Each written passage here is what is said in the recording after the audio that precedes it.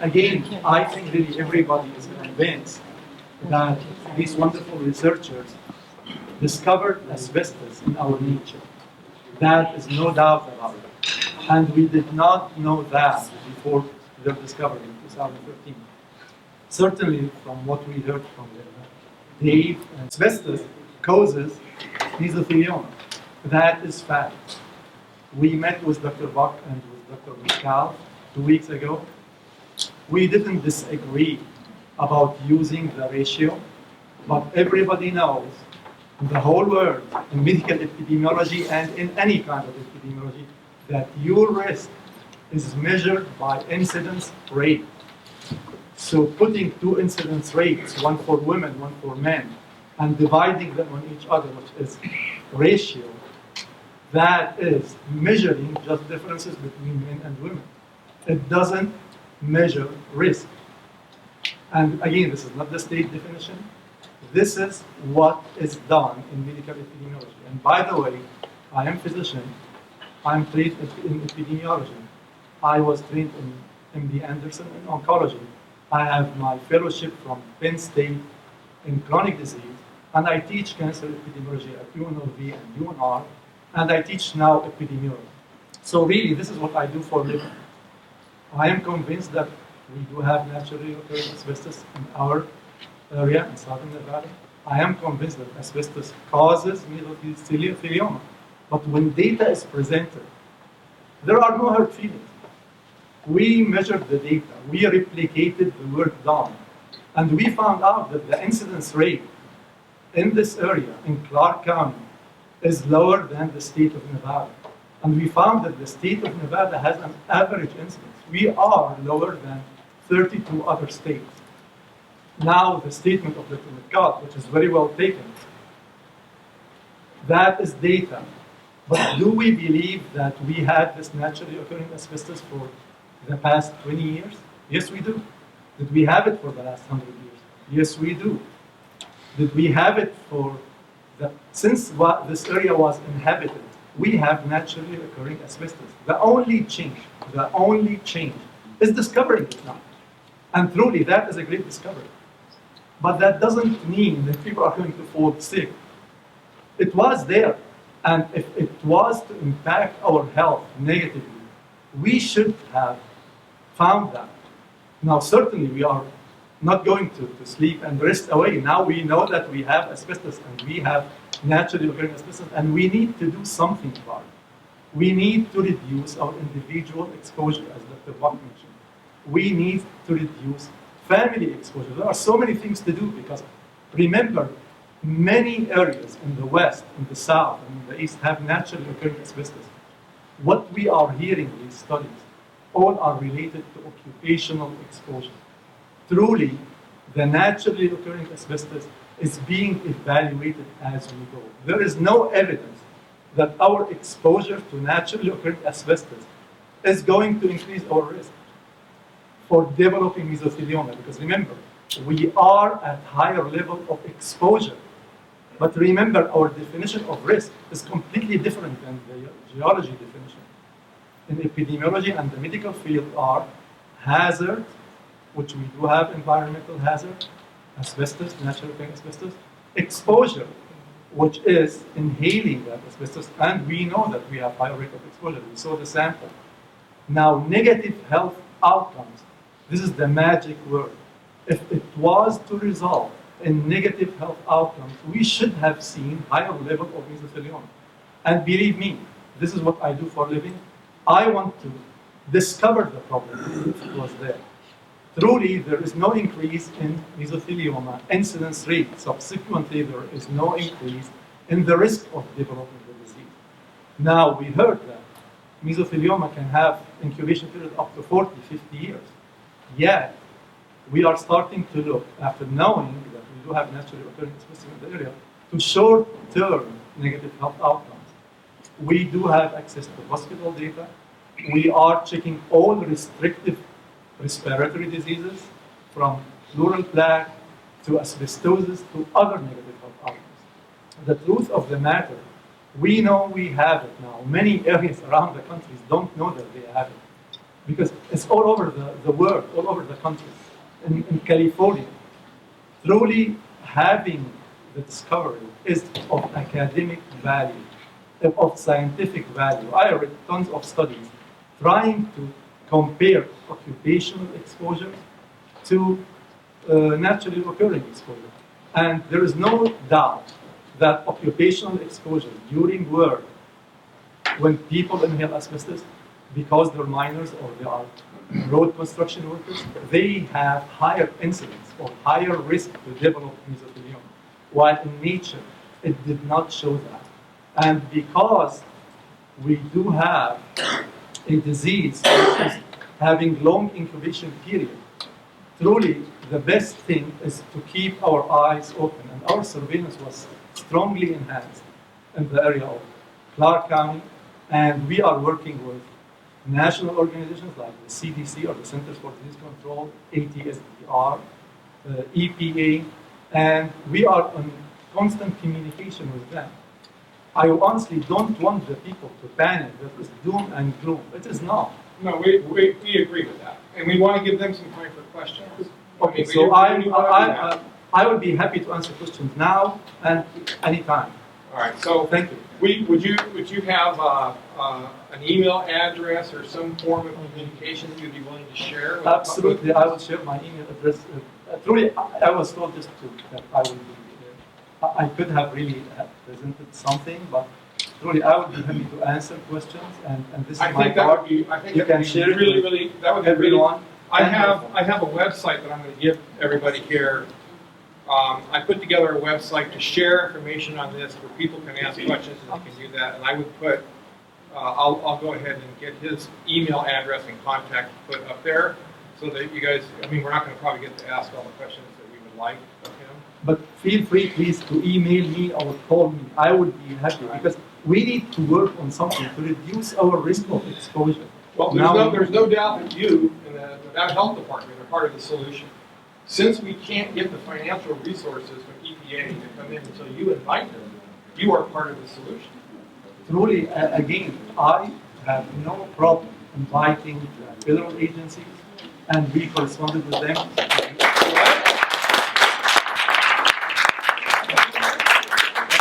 That's a really good answer. I mean, I see a scenario where everybody kind of wins and we work together to get this problem solved. And part of that is understanding that the state of Nevada declared that there would be mitigation for the people working on the highway for their exposure during the building of I-11. They've done that. Absolutely. And so then my only real question is, if you're mitigating that through the state of Nevada to protect the construction workers, what about the citizens of Boulder City that live here 24/7? We're important too, and we're exposed much more than the construction workers. Do you agree with that? I disagree with that because construction workers inherently are the most exposed, asbestos or not. They are the people who come up with lung diseases and cancer. Okay. And I would say that if we were more exposed than construction workers, we should have seen that in the data. Would you agree that then we need to quantify and measure this so then we know for sure? We did quantify. Remember, environmental hazards. Have you seen any data? Well, he's talking about epidemiology. I'm talking about human health. Remember, having dirt in the environment does not need to translate a negative health outcome. Because we should be scared if we have higher rate of mesothelioma. We don't. And just one last comment I want to share with you. In every place in the country where naturally occurring asbestos is found, including our neighbors, truly, they did not find significant increase in the risk of developing mesothelioma. As a matter of fact, our risk from smoking and car crashes, and I will have to agree with Dr. Michal about car crashes, when you lock your car and stop it, you can be still subject to car crash. And when a construction worker finishes the job and goes away, his risk goes to zero. We live here. Oh, I agree. I agree. Remember, the idea is that strike us too. We here could strike us too. Oh, I'm absolutely. talking about something that's happens in our You guys, how about some questions from you guys? You have a question? I do. Here, I'm going to give you this so that the camera can hear you talk. It doesn't project. You got to talk to your That's okay. Well, and who's your question? Could you direct the question? Say who you are. Direct the question to the panelist you would like. My name is David Thompson, and in 26 days I will have lived in Boulder City for 1 year. I came here from Florida after a lot of research, and I chose Boulder City as the center of the next 20 years of my life, and I didn't know anything about asbestos in the air. And my question is very simple, and I know that there is a schism because I saw a television program on Friday night completely by accident, and I saw this whole story played out on air. Now, I'm sure that there are people here who don't think it was fair to them, and other people who don't think it was fair to them, so there is a disagreement. You've discussed that there is a disagreement. So I'm not going to put anybody on the spot to publicly stand up and try to win the argument. But what we usually do in our lives is we get a referee who is unbiased. We're now here agreeing that there is asbestos, airborne asbestos, in our lives. And when we talk about closing up things at night, I close my house up at night, and in the morning it's very dusty. I am breathing air that comes to me from an air conditioning system that's on the roof, which is sucking the air into my house. I don't know how to protect myself from what you're talking about. And so I'd like to get us away from this argument between two sets of scientists and get it to another level where some other scientists can say, yeah, there is a problem here that must be addressed. And one thing that we know, because we've already talked about it for a year, is they're digging a road down there, and they're going to blow up a mountain over here, and the wind is going to blow all that stuff in our direction. And we haven't addressed that here tonight. And I don't know if anybody is addressing that. Is there a reason to stop that construction for any purpose at all? I don't know. And nobody's talked about it. And that's the kind of information I hope to get here tonight. And all I got tonight, and I apologize for my long-windedness, but all I got tonight was the confirmation that I should be worried about something. But I don't know what to say. Yeah, right? Who else has a question? Your name and... My name is Fred Bachhuber. I've lived in Boulder City for almost 40 years. To avoid any potential perceived conflict of interest, Brenda and Rod are personal friends of mine and former colleagues. Long before they moved into the state, I noticed the huge dust clouds blowing off of El Dorado Valley off the dry lake. And I've been very concerned about it. Anyone that has asthma or various types of allergies are definitely affected by that dust. And now we're suddenly learning, not so suddenly, but learning that there's also asbestos in that dust. Question to Dr. Berry. Do you think it'd be advisable to ask our Boulder City Council to put a prohibition of activity on our dry lake?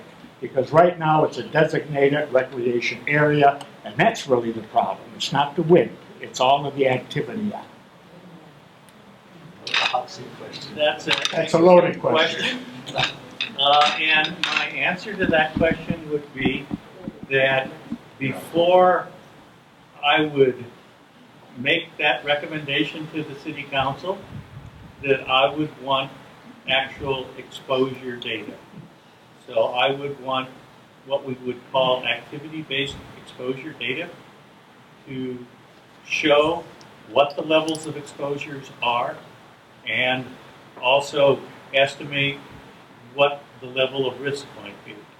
But until you have those kinds of data, it's premature to ask somebody to limit use of a particular area. Thank you.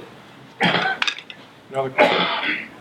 Yeah, I was just wondering if this meeting was for the risk of the highway being built to the residents of Boulder City. Is this what this is about? Has nothing to do with the interstate going through? No, I wouldn't say it has nothing to do with with the interstate or with the annexation by Henderson of the land of Marywood Pass that's got high concentrations, where they want to build single-family homes. It's about all of them. It's about the reality of the minerals being present. It's about the way that they are being transported around. So it's the reality that asbestos-formed minerals occur here and are present and are kind of part of our lives, whether we want it or not, and all of the things that they impact. I-11, new homes being built, exposures to children at schools, on and on, all of it. But what I'm talking about is the road is a 3 or 4 year project. They wet it down, they build it, it's done, it's gone. You're warning about asbestos. Why aren't you talking about the gravel pits and blowing up the mountains over there and the dust that's landing on us? And you're collecting. Are you also making a list of what is coming down from the air and giving the news, this is what we found, laying on the dirt? I mean, asbestos has been around. I'm a painter and decorator since '77, so I know that abatements and how you cover asbestos and how you remove it and all that. And this is just a project that's gonna, I mean, there's more concern in the traffic at Buchanan and people dying from cars coming through town than the asbestos we're gonna get if it's ground up and blown up in particles in our lawns. I mean, you should be warning us of the gravel pits that are blowing up the mountains and hauling it down the freeway. But I haven't even heard one thing about that. It's just scare Boulder City, even this guy who's just moved here. What am I gonna do? Well, there's nothing to do. It's around everywhere. You work in a shipyard from way back, you're gonna be exposed. You know, our houses out here are built and asbestos tiles cover the outside of some of them. I mean, is there a problem, people dying out here, that you bring this and put it on the news and scare everybody? That's all. You have a reply or a question? Yeah, I have a reply, and I'd also like to thank Brenda Doug Berkeley, David Barry, and Dr. Rodney Metcalf for having the persistence, the integrity, the morality to bring up something that is a detriment to this whole environment, because you're up against big money, you're up against people who will not tell the truth about what we are exposed to here. There's all kinds of toxic cover-ups here. I've lived here a long time and know where they are. And I must say, I've lived in a number of other places in the country and have never had the persistent allergies, coughs, phlegm, and all the other stuff. I know people who are contracting lung diseases, throat cancer, all kinds of things. One of them who runs around that Graves middle school that you were talking about has moved out of the area now after just going through radiation treatment for throat cancer. I would like to know, my question is, why the Boulder City Review didn't put one little item in the newspaper about this meeting tonight. I only found out about it through one person. I think in all fairness, you want to answer that?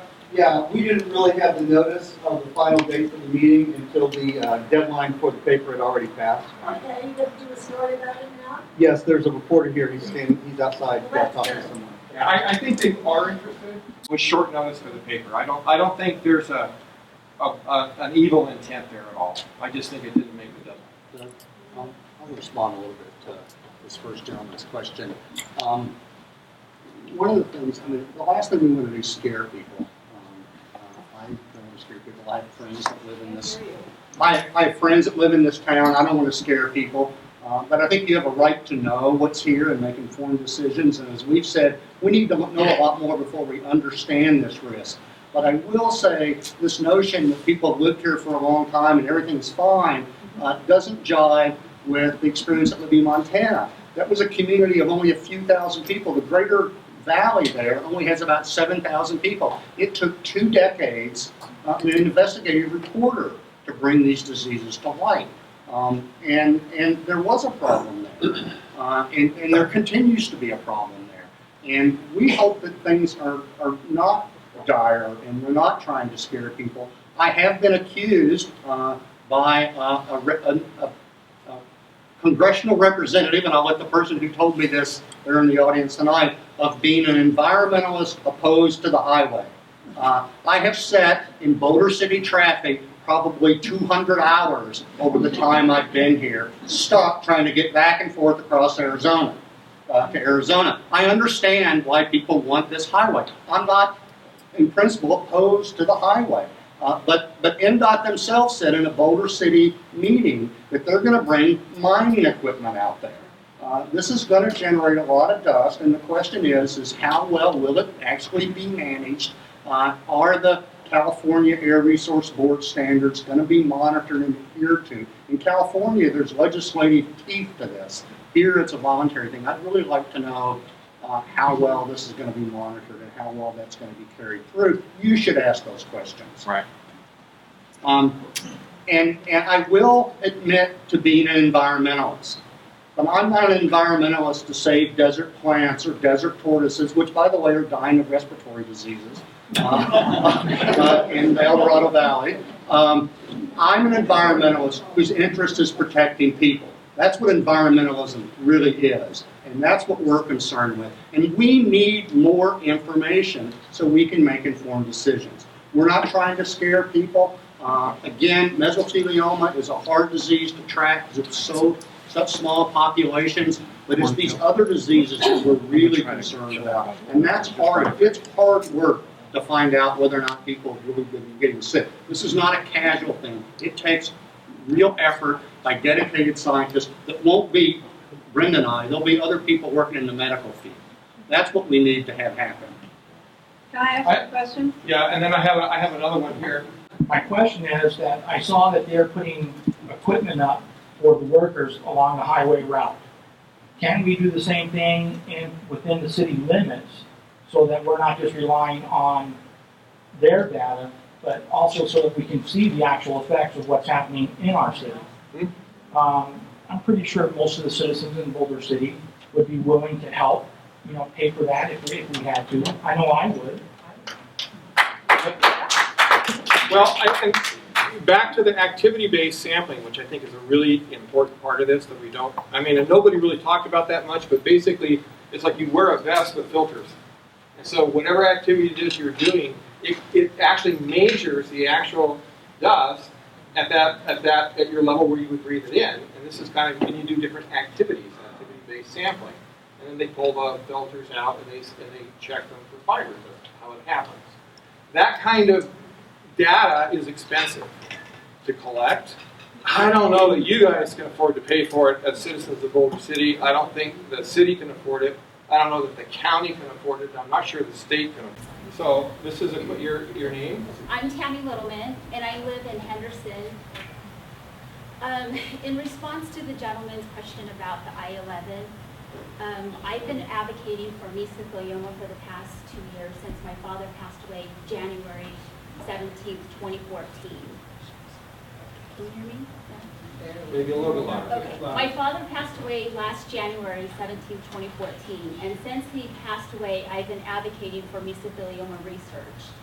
Okay, everything that Dr. Berry presented in his presentation, the coffee, pleural effusion, pleural thickening, I lived to see my father exhibit all of those symptoms.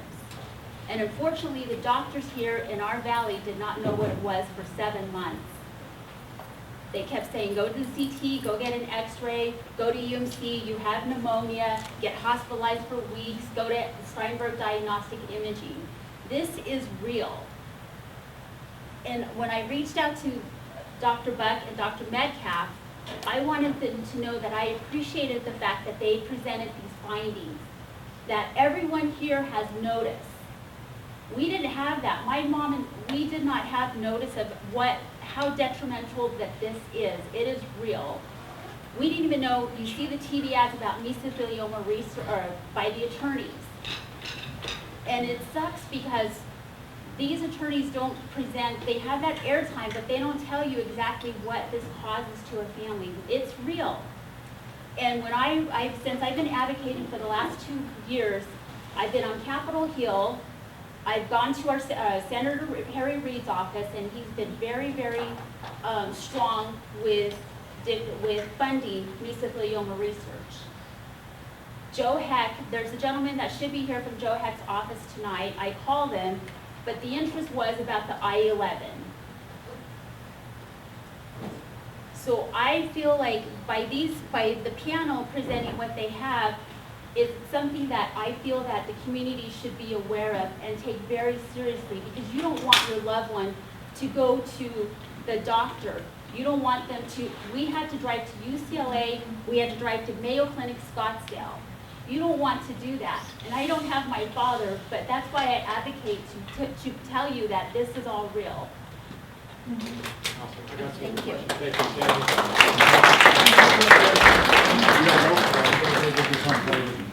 Oh, I see. No mic anymore. No television anymore. You want a question? Yeah.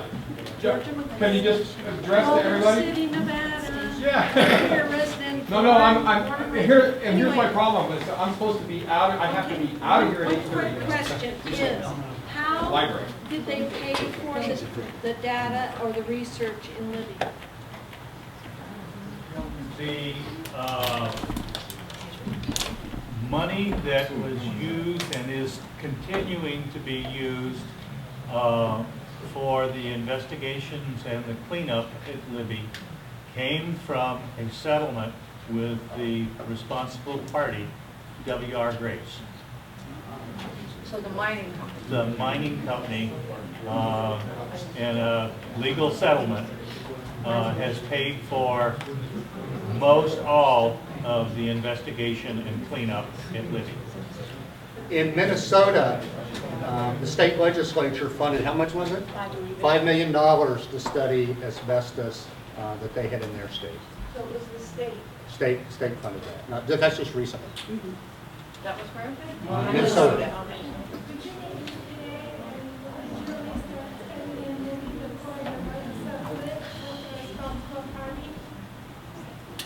We can't hear. Didn't the federal agencies begin the initial testing and analysis before there was a settlement with the responsible party in Libby? Yes. Your tax dollars paid for the early investigations under the Superfund program in Libby. Is there any precedent like that with the federal EPA before that date? Is there any? Was there ever a precedent of federal EPA stepping in prior to Libby or since?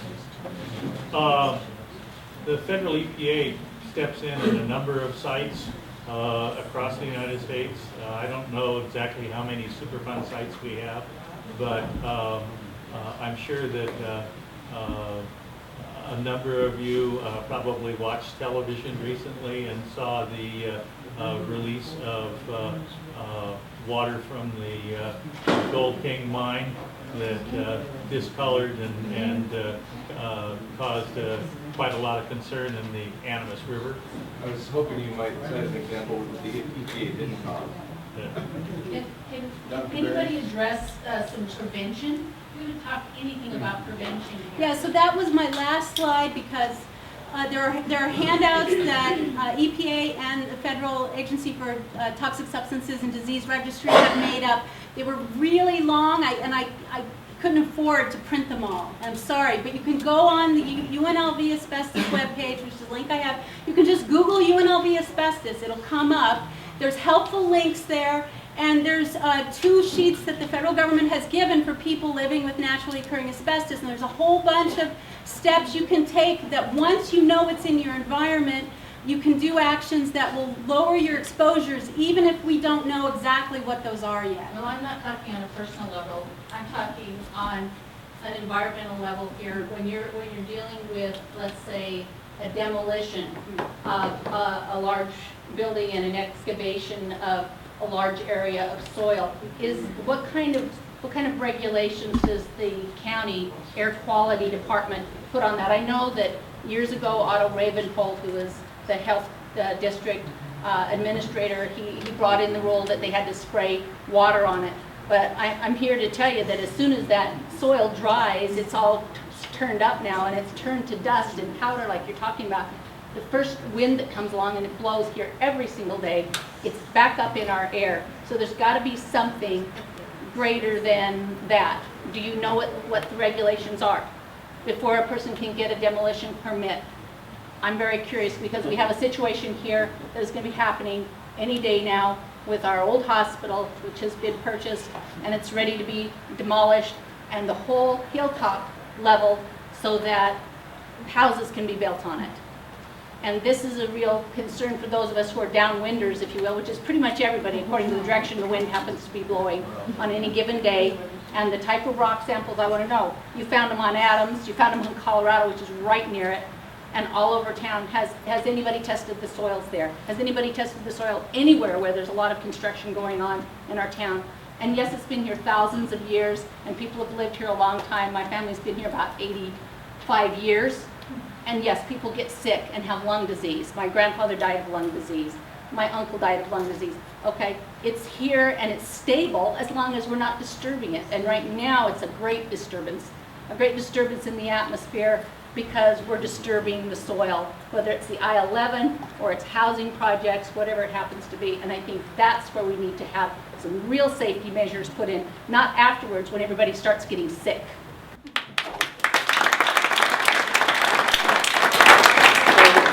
So there are OSHA standards do cover the demolition of that building. OSHA? Yeah, OSHA standards. I mean, when they come in, I don't know, at the university, we deal with this all the time. They want to take up some asbestos tiles or some roofing. There's regulations. They have to come in and seal it up. And I mean, there's all sorts of regulations. Sure, there's on the internal part. But is it not going to do it for the deconstruction? Are you sure? Yeah, not unless somebody. Yeah, I'm talking Well, external. You know, yeah. here we have But soil. for the naturally occurring stuff, no. Let him speak. Yeah. Wait, did you have a statement, Gary? I'm Jerry Miller with the Department of Air Quality. With regards to your question, we enforce the NESH Act, which is National Emission Standard Hazardous Air Pollutant. And basically that rule has been on the books since the early 70s. It's the rule that bans the application of fragile materials in buildings in the early 70s, and then the last ban was in 78. A key component of that rule is for any building demolition or renovation, the first thing they have to do is do a comprehensive investigation to identify the presence of any asbestos-containing materials. In the soil? In the building materials. No, I'm talking about soil. I'm talking about what we're talking about here, which is naturally occurring asbestos, which is in the rock and soil. There's no regulation. There's none. See, this is what I'm trying to get at. Is there anything for that? Could anybody on the panel address a simple question? If you were all alone and we weren't in this room, and you knew from whatever you had done that your house was going to suck in air full of these crystals and whatever, where would you go? Well, who would you call first? You want to go to the governor? What do we need to do? We literally don't know who to talk to. What we can do to mitigate, there are a couple of things you need to understand, which is part of the reason why it's not an all-out panic. Number one, you can put HEPA filters in your house, and they will filter out. They have their special quality filter. HEPA filters will take out those size fibers, and you'll have a clean airflow in the house. Two, you go out, you get dusty, you get dirty. Drop your clothes, get rid of them. Don't take that in the house. Don't take your long-haired dog out, let him roll in the dirt, and then let him come back and lay on the couch. There's some common sense things that we can do to help mitigate our exposure to this, and keeping it out of your home environment inside your house is a really good idea. What are the things that they're doing to mitigate the projects? Water, mostly. I think keeping dust down. The answer is dust. And that's voluntary. Kent, I'll get right back to you there. Kent? I've lived here for 26 years and spent a good part of that walking around the B4 site and walking my dogs out there and raised 2 kids out there, your highest level site. And I'm all for more information with ambient air monitoring and activity-based monitoring.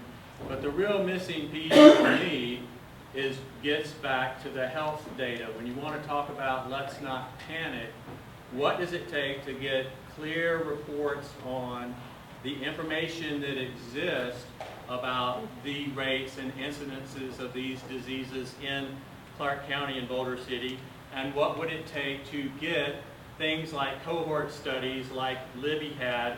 I mean, if you look back to the 31ers, if you look at historic photographs of this town, people have been wallowing around in this dust out here for a long time, and disturbance is nothing new.